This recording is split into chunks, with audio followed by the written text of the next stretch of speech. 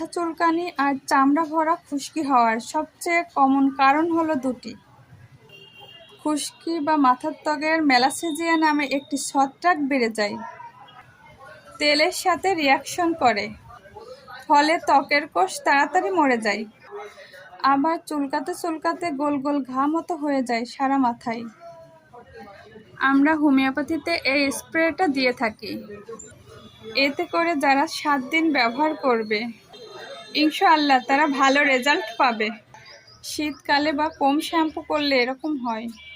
এছাড়া হতে পারে শ্যাম্পু কন্ডিশনারে অ্যালার্জি, সোরিয়াসিস, একজিমা বা চুলের উকুন। কিভাবে দূর করবেন? অ্যান্টি ড্যান্ড্রফ শ্যাম্পু ব্যবহার করুন। সপ্তাহে 4 বার শ্যাম্পু করুন এবং ধুয়ে ফেলুন। তেল জমলে সমস্যা বাড়ে, চুলকাবেন না। আঙুল দিয়ে আলতো করে ম্যাসাজ করুন। অ্যাপেল সাইজের ভিনেগার পানির সাথে মিশিয়ে ধুয়ে ফেলুন। আজকের এ পর্যন্তই। আল্লাহ হাফেজ।